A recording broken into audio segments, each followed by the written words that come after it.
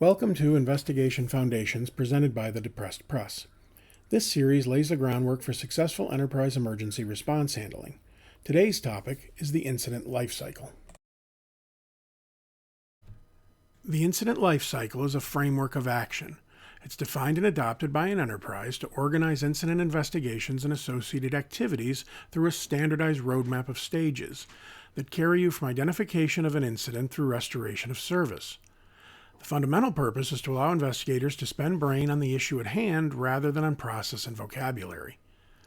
If at all possible, the life cycle should be managed by a dedicated team of process engineers, usually called availability management, with stakes in business development and production support. How much time and how many resources you'll be able to spend on this will depend on your specific organization, but any effort spent in the design and management of these foundational processes has a positive impact on the quality of your emergency response. A good life cycle will have several features. Firstly, as the name implies, the process must be cyclical rather than linear. A linear process encourages a stagnant work until it works mentality.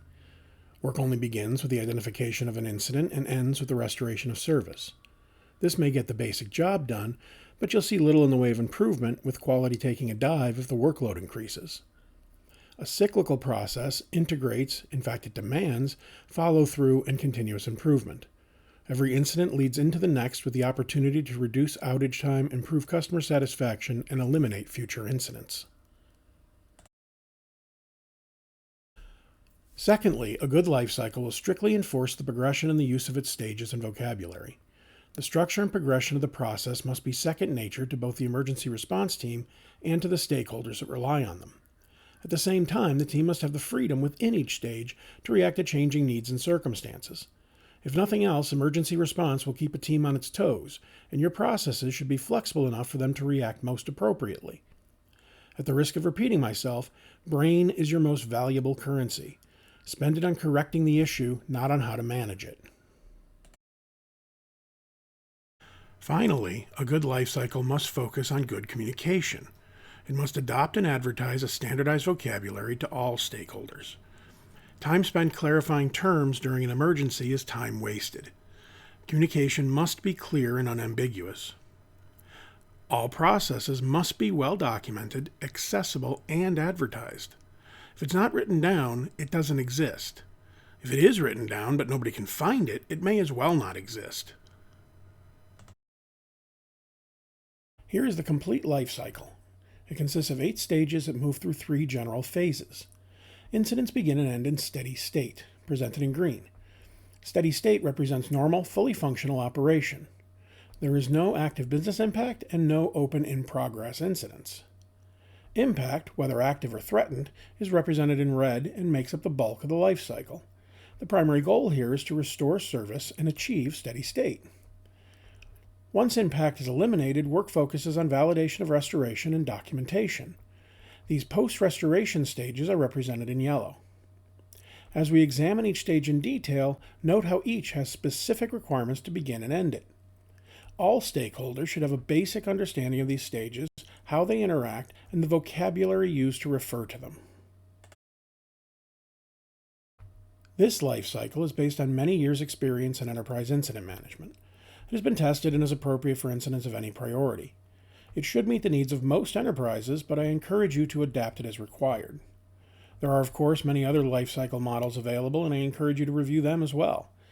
There are more similarities and differences among them, but you should use or adapt whichever is best suited to your culture and resources. Finish him.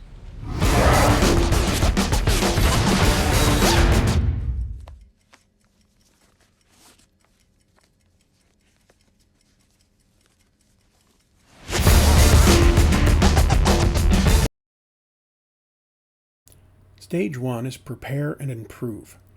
Preparing for new incidents and improving your incident response processes takes place outside of an incident, during steady state.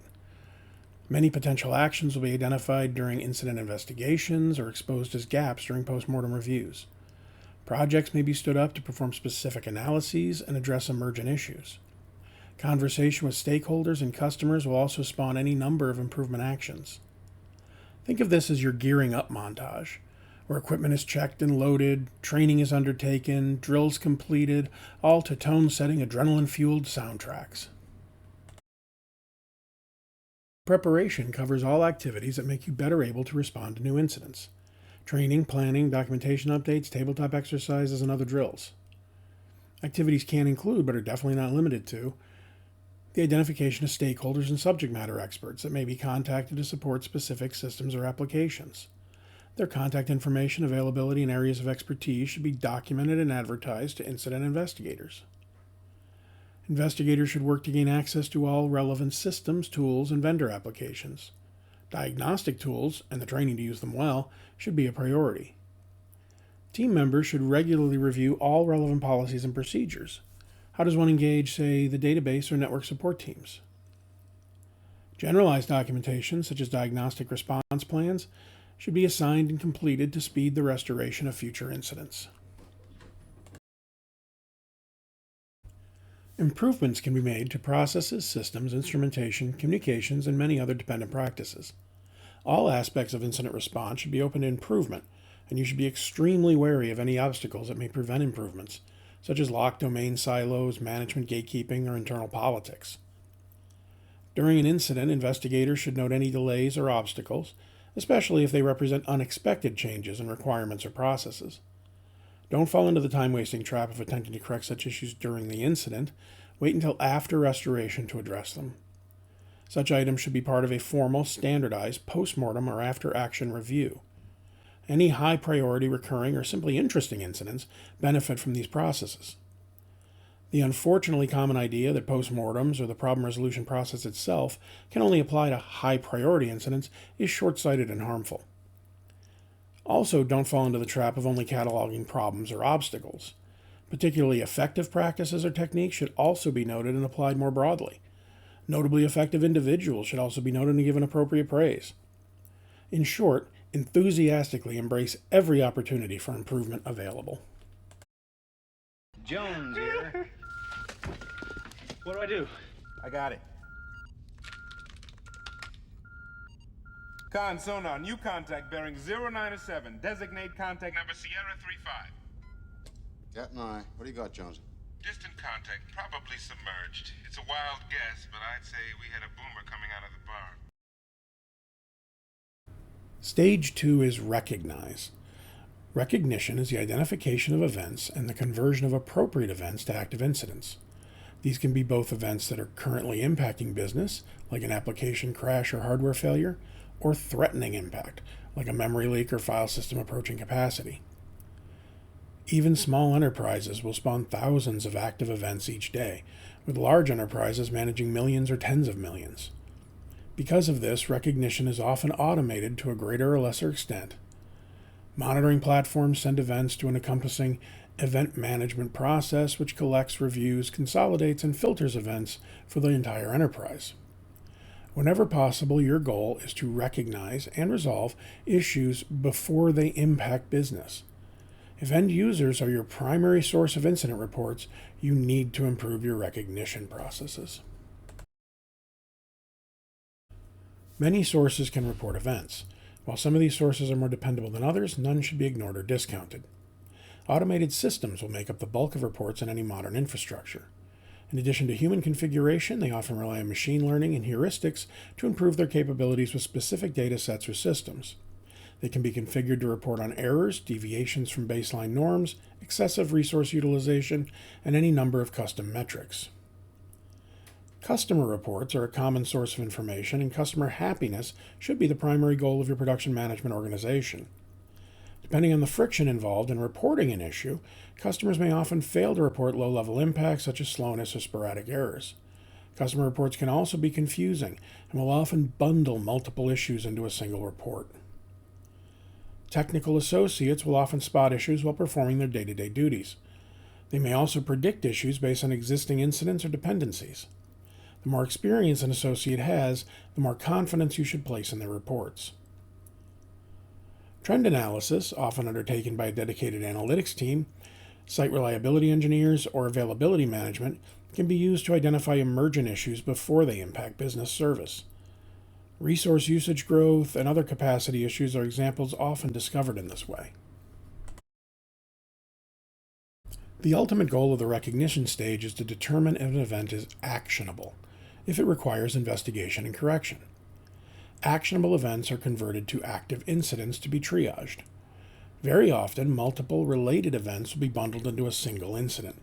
This correlation of events is a primary task of event management systems. Non-actionable events are closed and no further action taken. Events may close automatically if the situation that spawned them resolves itself quickly, so-called blips, if automated responses or self-healing processes were able to mitigate or remediate the issue, or if the event is recognized as related to an already open incident.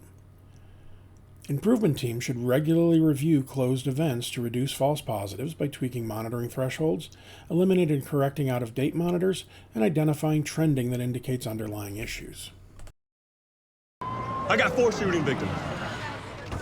What's your name? Duncan. Show me. Right chest, strong radial, pink.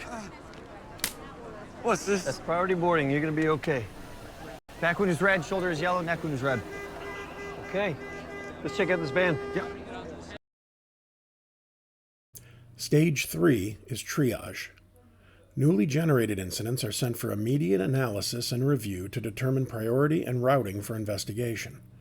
Human triage can and should be supplemented by scripted responses to well-known incident types and, where possible, machine learning solutions. Triage will always be a balance between speed and accuracy. Faster can mean potentially missing high-priority incidents or flooding high-level support teams with low-priority incidents. Slower can mean more accuracy, but can lead to delayed responses and a growing backlog of unexamined incidents. Triage should be tuned to over rather than underreact. In the long run, it's going to be more effective to stand down from over-prioritized incidents than to allow high-priority incidents to linger. Think of the way a fire station sends the big truck to a call before it determines if it needs it. Confidence level is a fundamental aspect of triage. Better trained, better funded triage engineers with access to quality data will be faster, more accurate, and more confident of their assessments than novices saddled with poor information and little support. A common mistake is to relegate the triage function to a minimally trained, low-level associates such as Level 1 support team or the customer help desk. Instead, to ensure that issues are dealt with quickly and not allowed to fester, triage engineers should be highly trained, confident, and have a deep understanding of enterprise systems, dependencies, and the current state. To succeed, your triage processes need to minimally consider the following. Evidence. Event information needs to be rich, correct, and formalized to make it easy to understand and navigate. Both automated monitoring systems and human reporters/help desk agents need to understand what information to collect and present as part of the incident. Gathering the traditional 5 W's, who, what, where, why, and when, should be your baseline requirement. As always, pictures in the forms of screenshots, graphs, or other visualizations are worth 1,000 words. Dependency.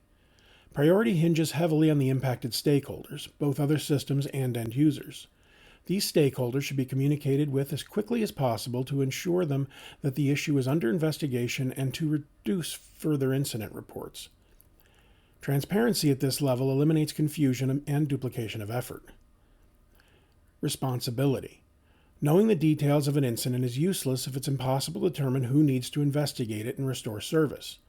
High-priority incidents, being all hands on deck, may survive some confusion on this score, but lower-priority incidents can easily find themselves losing hours or even days to games of hot potato as they are passed from one incorrect team to another. The need to continuously evaluate, improve, and integrate these criteria are another reason the triage function needs to be managed by a dedicated team. The school's been hacked. How can we stop it? It's too late. It's happened. There's always something that can be done. You know, I wasn't going to say anything, but you could cut the hard line at the mainframe. Hardline. Mainframe! The hard line. You were being sarcastic. Yeah.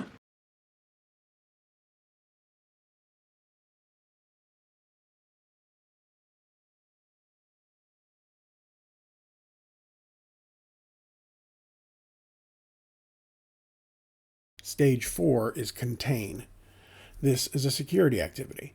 Its purpose is to reduce the business impact of malevolent attacks on enterprise systems. In other words, to stop the bleeding. Virus or malware infections, network incursions, data theft, and software exploits thrive on confusion and delayed response. Decisive containment strategies are key to reducing their damage. Containment strategies should be defined and documented in advance for all important systems and data. They should be enactable at all levels of incident response, quickly at need. Waiting for executive approval to shut down a database or close a firewall port during a data siphoning event can mean the difference between millions of records and tens of millions of records compromised. See these strategies as you would fire extinguishers, well understood, well documented, and available to all when the need arises. The specific actions taken will vary depending on the attack, but often involve blocking specific firewall ports, isolation of infected components, or shutting down compromised systems. Such actions may increase an incident severity. Blocking a firewall port being used by a hacker draining your customer data may create a customer outage, but that's vastly superior to letting the attacker continue. Consider your actions as a doctor might. The side effects of chemotherapy can be severe, but allowing the cancer-free reign is worse. Containment activities will often prevent best practice diagnostic or information gathering efforts. Shutting down a compromised machine also means you can't capture memory dumps or other live data. Responders need to be aware of these trade-offs and plan accordingly. It's worth noting that this stage, as important as it is often ignored by professional incident response teams, or, more specifically, by those defining and funding professional incident response teams. This is hot, Ray. Symmetrical book stacking, just like the Philadelphia Man's Turbulence of 1947. You're right, no human being would stack books like this. Stage 5 is analyze. Analysis through investigation is the fundamental bread and butter activity of incident response. It seeks to understand the scope and impact of the issue with the goal of restoring service safely and effectively. The single most important success factor here is the presence of a strong, confident, empowered incident lead. The lead must manage all activities, stakeholders, consultants, external relationships, all while maintaining team focus, cohesion, and forward momentum. The lead must have management backing and the authority to take action as needed. Allowing executives or other heroes to undermine or overtake the investigation impairs and confuses response. The lead's authority, and any limits to it, must be well defined, well advertised, and accepted at all levels. Failing to provide incident leads with the support and tools they need is all too common. This is a self-inflicted wound that will drastically affect your team's effectiveness. The investigative process adopted should be consistent, create forward momentum, and remain versatile enough to meet unforeseen challenges. It should be well documented, and all stakeholders should be encouraged to become familiar with its workings. There are any number of existing approaches, techniques, and systems available to leverage directly, customize, or combine to meet specific needs. Some examples are: differential diagnosis is a healthcare analysis method focused on eliminating possibilities to determine the actual source of a problem. Failure mode and effects analysis, FMEA, is a risk identification and management process that focuses on preparation and prediction.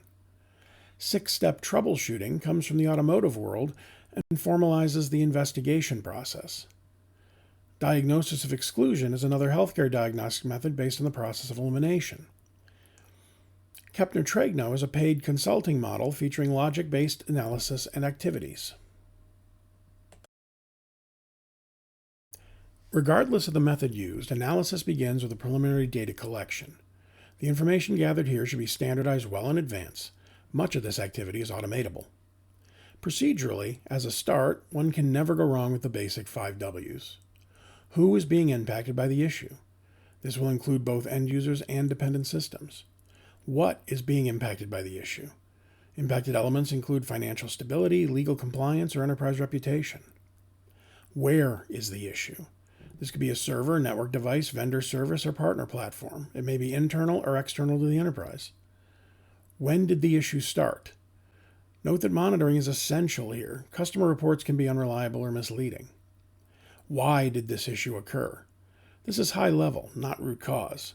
For example, the network connection stopped responding. Using the preliminary data, the team works to gain understanding of the issue. Doing so will result in a collection of potential fixes. These will be evaluated based on the risk of attempting them, their complexity, and the likelihood of service restoration.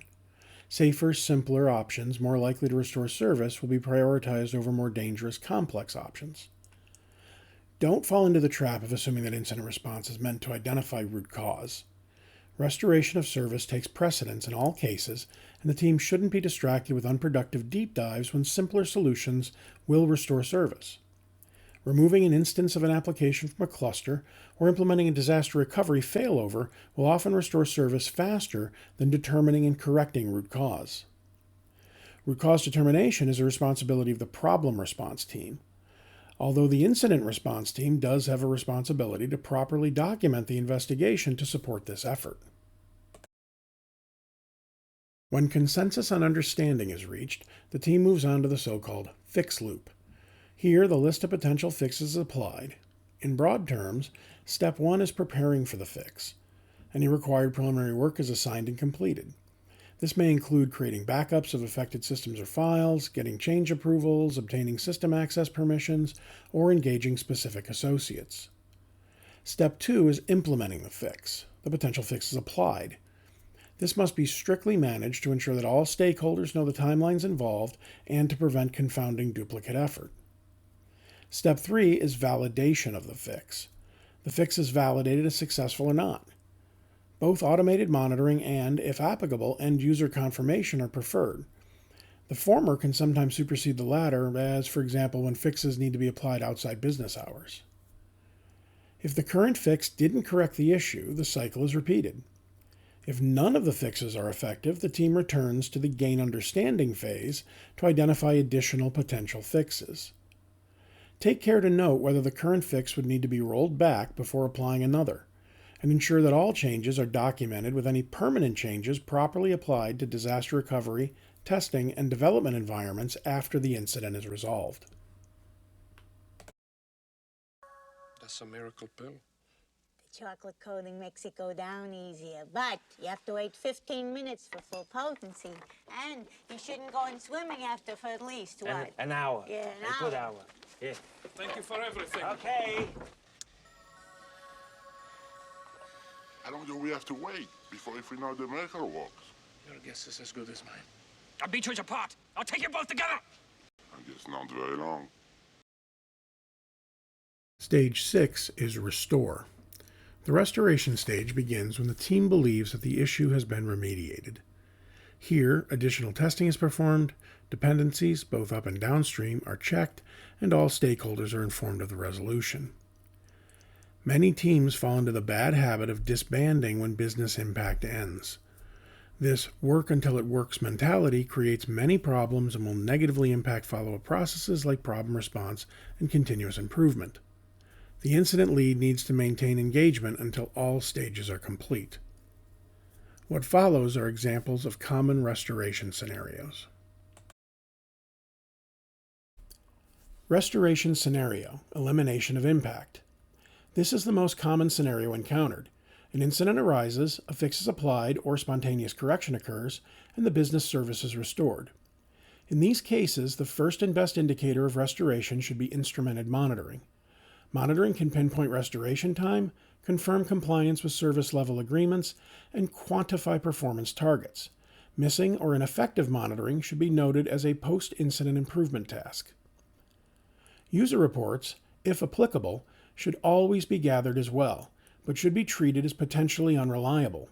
It's common for end users to report status from before the correction as current or to confabulate multiple issues and report ongoing problems unrelated to the ticket at hand.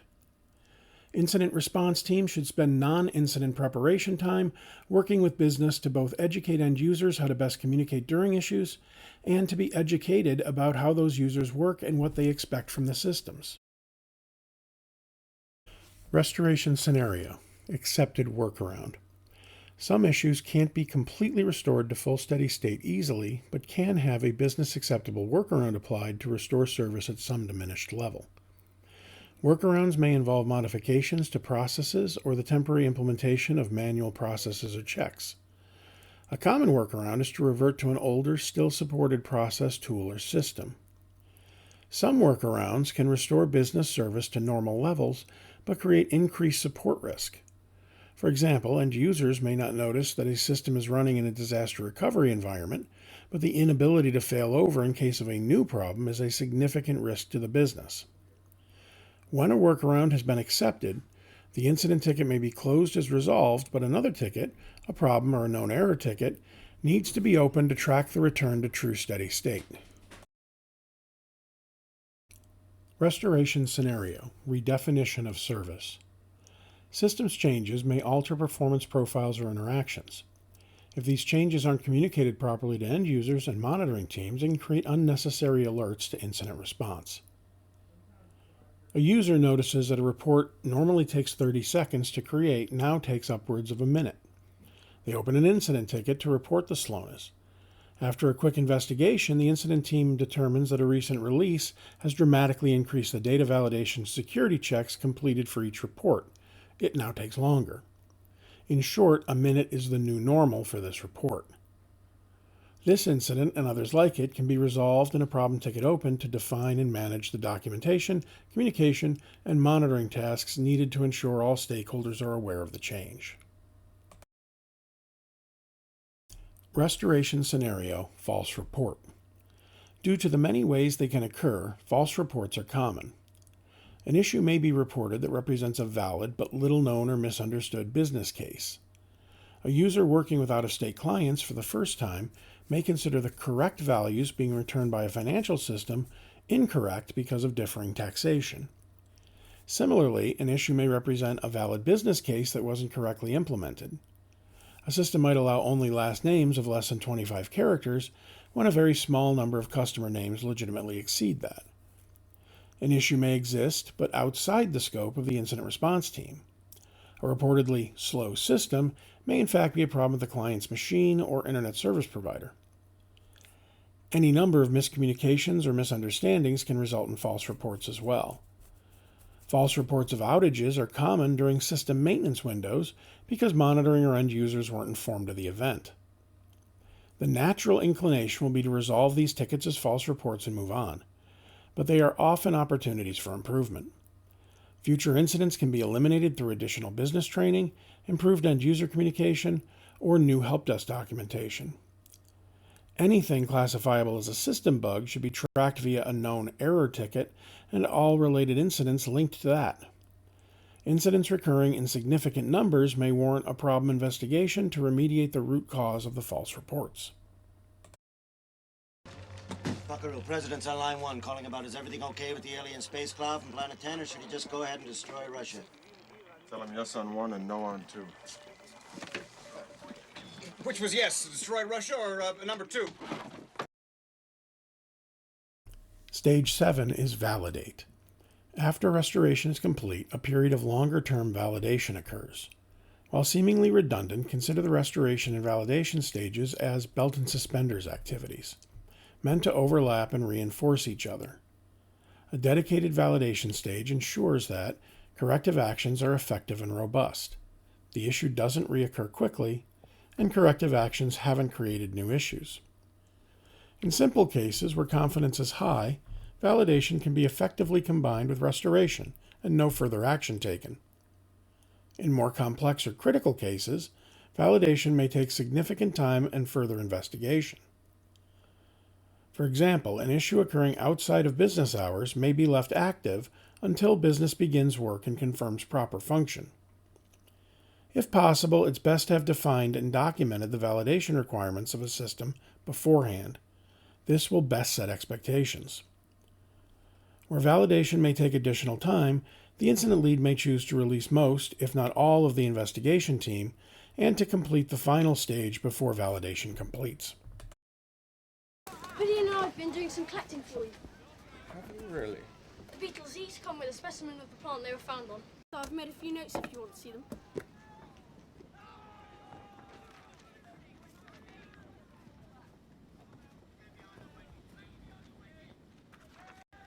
Well, Mr. Breakney, it would appear that you have the makings of a naturalist.